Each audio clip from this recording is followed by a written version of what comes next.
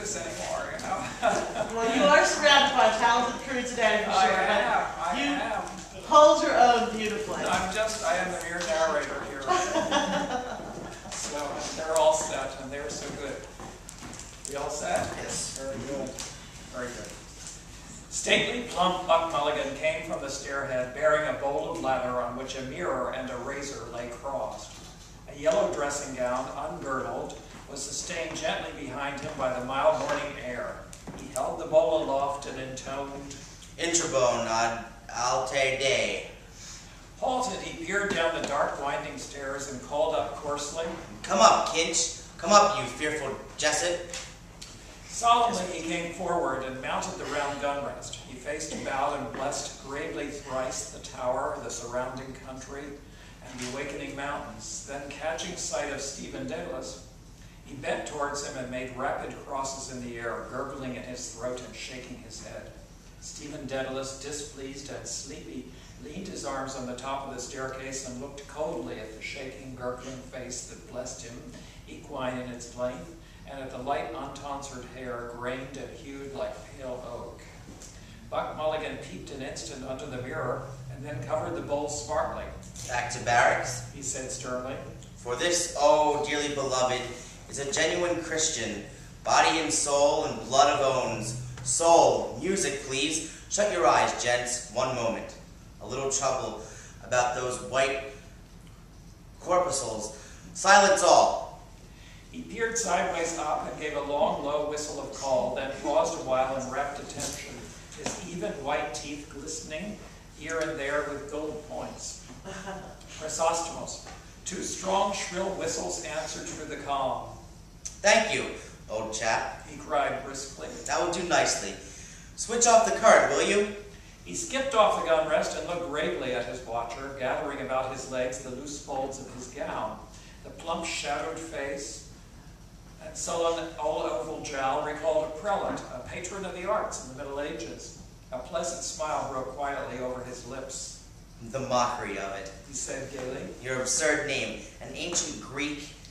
He pointed his finger in friendly jest and went over the parapet, laughing to himself. Stephen Dedalus stepped up, followed him wearily halfway, and sat down on the edge of the gun rest, watching him still as he propped his mirror on the parapet, dipped the brush in the bowl, and lathered cheeks and neck. Buck Mulligan's gay voice went on. My name is absurd, too. Malachi Mulligan. Two dactyls. But it has a Hellenic ring, hasn't it? Tripping and sunny like the buck himself. We must go to Athens. You come if I can get the aunt to fork out 20 quid? He laid the brush aside and, laughing with delight, cried, Will he come? The Jesuit?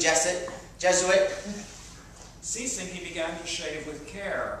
Tell me, Mulligan, Stephen said quietly. Yes, my love? how long is Haynes going to stay in this tower? Buck Mulligan showed a shaven cheek over his right shoulder. God, isn't he dreadful? He said frankly. A ponderous Saxon. He thinks you're not a gentleman. God, these bloody English, bursting with money and indigestions, because he comes from Oxford. You know, Dedalus, you have the real Oxford manner. He can't make you out. Oh, my name for you is the best. Kinch, the knife blade. He shaved warily over his chin. He was raving all night about a Black Panther. Stephen said. Where is his gun case? A woeful lunatic. Mulligan said. Were you in a funk? I was. Stephen said with energy and growing fear. Out here in the dark with a man, I don't know, raving and moaning to himself about shooting a Black Panther. You saved men from drowning. I'm not a hero. However, if he stays on here, I'm off. Buck Mulligan frowned at the lather on his razor blade. He hopped up and down from his perch and began to search his trousers pockets hastily. Scudder. He cried thickly. He came over to the gun rest and, thrusting a hand into Stephen's upper pocket, said, Lend us a loan of your nose rag to wipe my razor? Stephen suffered him to pull out and hold up on show by its corner a dirty, crumpled handkerchief. Buck Mulligan wiped the razor blade neatly. Then, gazing over the handkerchief, he said, The bard's nose rag. A new art color for the Irish poets. Snot green. You can almost taste it, can't you? He mounted to the parapet again and gazed out over Dublin Bay, his fair oak-pale hair stirring slightly. God, he said quietly. isn't the sea what Algie calls it? A gray, sweet mother? The snot-green sea. The scrotum-tightening sea? Epipontum. Ah, Daedalus, the Greeks. I must teach you. You must read them in the original. Thadalata. Thadalata, this is our great sweet mother. Come and look. Stephen stood up and went over to the parapet. Leaning on it, he looked down on the water and on the mailboat clearing the harbor mouth of Kingstown. Oh, mighty mother. Buck Mulligan said. He turned abruptly, his great searching eyes from the sea to Stephen's face. The Ed thinks you killed your mother. He said. That's why she won't let me have anything you do. That's why she won't let me have anything to do with you. Someone killed her. Stephen said gloomily. It could have knelt down, damn it. Kinch, when your dying mother asked you, Buck Mulligan said. I'm hyperborean as much as you, but to think of your mother begging you with her last breath to kneel down and pray for her, and you refused. There is something sinister in you. He broke off and lathered again lightly his farther cheek. A tolerant smile curled his lips. But a lovely murmur, He murmured to himself. Kinch, the loveliest murmur of them all. He shaved evenly and with care, in silence, seriously. Stephen, an elbow rested on the jagged granite, leaned his palm against his brow, and gazed at the fraying edge of his shiny cut black coat sleeve. Pain that was not yet the pain of love fretted his heart. Silently in a green dream, she had come to him after her death, her wasted body within its loose brown grave clothes, giving off an odor of wax and rosewood, her breath that had bent upon him, mute, reproachful, a faint odor of wetted ashes. Across the threadbare cuff edge he saw the sea held as a great sweet mother by the well-fed voice beside him. The ring of bay and skyline held a dull green mass of liquid. A bowl of white china had stood beside her deathbed, holding the green sluggish bile which she had torn up from her rotting liver by fits of loud groaning vomiting. Buck Mulligan wiped his razor blade. Ah, poor dog's body. He said in a kind voice. I must give you a shirt and a few nose rags. How are the second-hand breeks? They fit well enough. Stephen answered. Buck Mulligan attacked the hollow beneath his underlip. The mockery of it. He said contentedly. Second leg they should be. God knows what proxy bows left them off. I have a lovely pair with a hair stripe gray. You'll look spiffy in them. I'm not joking, Kinch. You look damn well when you're dressed. Thanks. Stephen said. I can't wear them if they're gray. He can't wear them. Buck Mulligan told his face in the mirror. Etiquette is etiquette. He kills his mother, but he can't wear gray trousers. He folded his razor neatly and with stroking palps of fingers felt the smooth skin. Stephen turned his gaze from the sea and to the plump face with its smoke blue, mobile eyes. That fellow I was with in the ship last night, Said Buck Mulligan. says he gave you GPI. He's up in Dottyville with Colony Norman. General paralysis of the insane? He swept the mirror a half circle in the air to flash the tidings abroad in broad sunlight, now radiant on the sea. His curling, shaven lips laughed on the edges of his white glittering teeth. Laughter seized all his strong, well-knit trunk. Now look at yourself, He said. you dreadful bard. Stephen bent forward and peered at the mirror held out to him, cleft by a crooked crack on end. Okay. It's a symbol of Irish art. The cracked looking glass of a Buck Mulligan. Suddenly linked his arm in Stephen's and walked with him round the tower. His razor and hair clacking in the pocket where he had thrust it. Okay, you lost me here. Mhm. I said, okay. Okay. So a few lines. It's not fair to tease you. It's not fair to tease you. Oh. It's not fair to tease you like that, Kinch, is it? He said kindly. God knows you have more spirit than any of them. Pair it again. He fears the lancet of my art as I fear that of his, the cold steeple pen. Cracked looking glass of a servant, tell that the oxy chap downstairs and touched him for a guinea. He's stinking with money and thinks you're not a gentleman. His odd fellow made his tin by selling Jalop and Zeus and some bloody swindle or other. God, Kinch, if you and I could only work together, we might do something for this island. Hellenize it. Cranley's arm, his arm. And you think you're having to beg for these swine? I'm the only one that knows what you are. Why, don't you trust me more? What have you up your nose against me? Is it Haynes? If he makes any noise here, I'll bring down Seymour and we'll have him raging worse than they gave Clive Kempthrop. Shouts from the open window startling evening in the quadrangle. A deaf gardener, aproned, masked with Matthew Arnold's face, pushes his mower on the somber lawn, watching narrowly the dancing motes of grasshoppers. Okay. To ourselves. New paganism. Omphlos. Let him stay. Stephen said. There's nothing wrong with him except at night. Then what is it? Buck Mulligan asked impatiently. Cough it up. I'm quite frank with you. What have you against me now? They halted, looking towards the blunt cape of Bray Head that lay on the water like the snout of a sleeping whale. Stephen freed his arms quietly. Do you wish me to tell you? He asked. Yes, what is it? Buck Mulligan answered.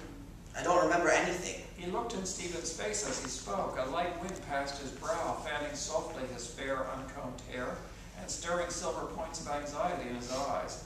Stephen, depressed by his own voice, said, Do you remember the first day I went to your house after my mother's death? Buck Mulligan frowned quickly and said, What? Where? I can't remember anything.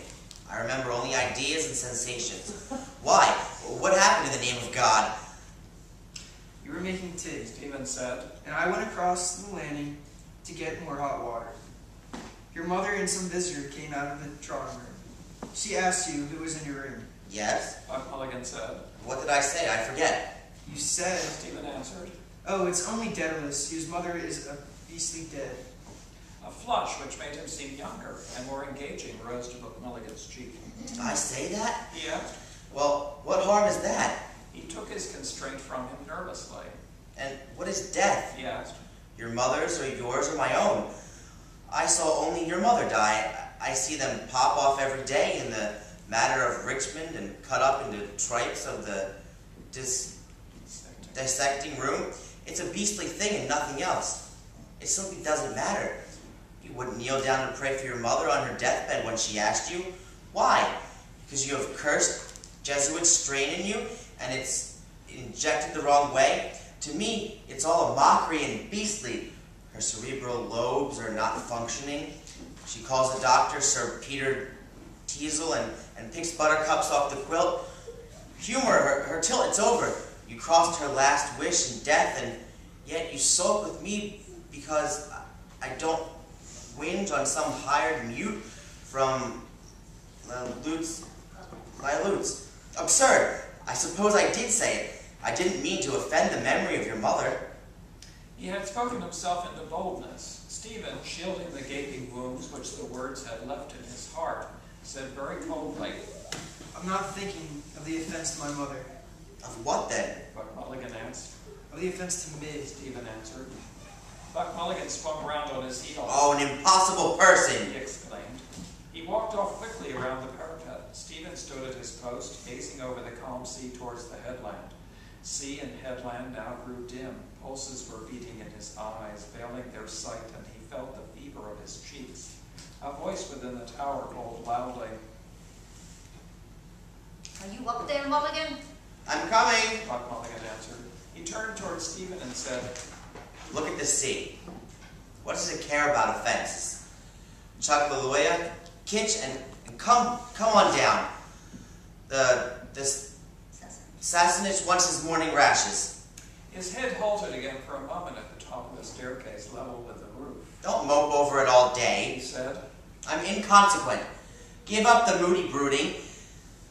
He vanished, his head vanished, but the drone of his descending voice boomed out of the stairhead. And no more turn aside and brood upon lovers' bitter misery, for Fergus rules the Braiders' cars.